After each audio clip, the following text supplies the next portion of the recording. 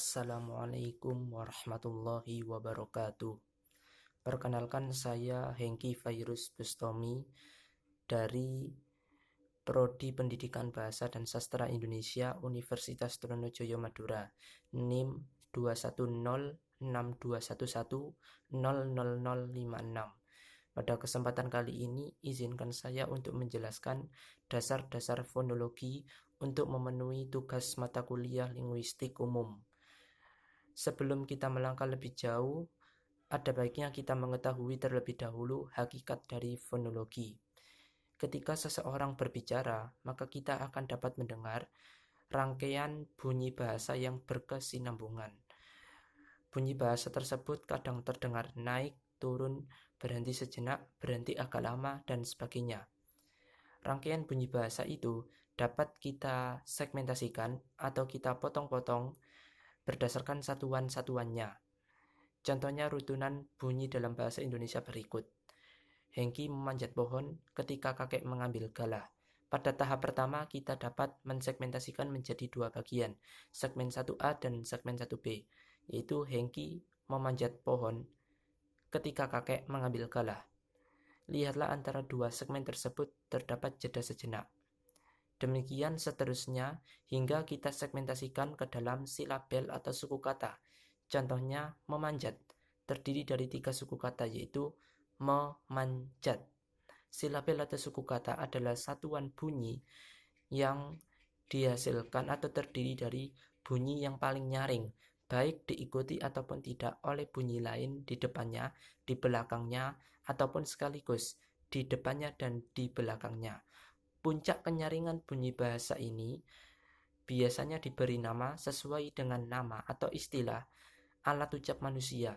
Contohnya pangkal tenggorok disebut laringal, rongga kerongkongan disebut faringal, pangkal lidah dorsal, tengah lidah medial, daun lidah laminal, ujung lidah apikal, anak tekak uvular, langit-langit lunak feral, langit-langit keras palatal, gusi alveolar, gigi dental, bibir labial. Selain diberi nama sesuai dengan nama alat ucap manusia, bunyi bahasa juga diberi nama sesuai dengan gabungan artikulatornya. Contoh bunyi apiokodental, yaitu bunyi yang dihasilkan dari gabungan antara ujung lidah dengan gigi atas. Bunyi labiodental, yaitu bunyi yang dihasilkan dari gabungan antara bibir bawah dengan gigi atas. Sekarang kita akan membahas tentang proses terjadinya bunyi. Bunyi dihasilkan dari udara yang dipompakan dari paru-paru melalui batang tenggorok ke pangkal tenggorokan yang di dalamnya terdapat pita suara. Pita suara ini harus terbuka agar udara bisa keluar melalui rongga mulut, rongga hidung, ataupun dari keduanya.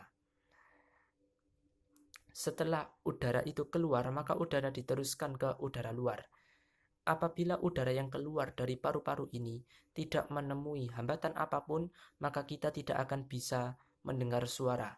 Hambatan itu bisa ditemui di tempat yang paling dalam, yaitu pita suara, dan dapat ditemui di tempat yang paling luar, yaitu bibir atas dan bawah.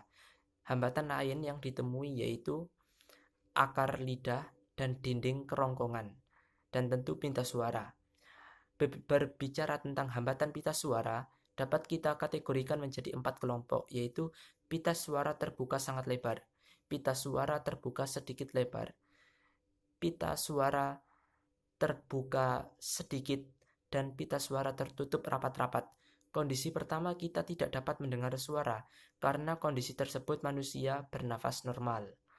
Kondisi kedua, kita dapat mendengar bunyi yang disebut bunyi tidak bersuara, yaitu ketika pita suara terbuka sedikit lebar. Kondisi ketiga, pita suara terbuka sedikit, kita dapat mendengar bunyi yang bersuara. Sedangkan apabila pita suara tertutup rapat, yaitu kondisi keempat, maka kita dapat mendengar bunyi yang disebut bunyi hamzah. Setelah melalui pita suara, udara menuju ke alat-alat ucap tertentu dalam rongga mulut. Tempat ini biasanya disebut dengan tempat artikulasi. Proses yang terjadi di dalamnya disebut proses artikulasi, dan alat ucap yang terlibat disebut artikulator. Artikulator dalam rongga mulut ini dibagi menjadi dua, yaitu artikulator aktif dan pasif. Artikulator aktif yaitu alat ucap yang dapat bergerak atau digerakkan, contohnya bibir atas dan bibir bawah. Sedangkan artikulator pasif artinya artikulator yang atau alat ucap yang tidak dapat bergerak atau harus disentuh oleh artikulator aktif. Contohnya gigi atas, langit-langit keras, dan langit-langit lunak. Demikianlah dari saya penjelasan tentang dasar-dasar fonologi. Terima kasih dan semoga bermanfaat. Wassalamualaikum warahmatullahi wabarakatuh.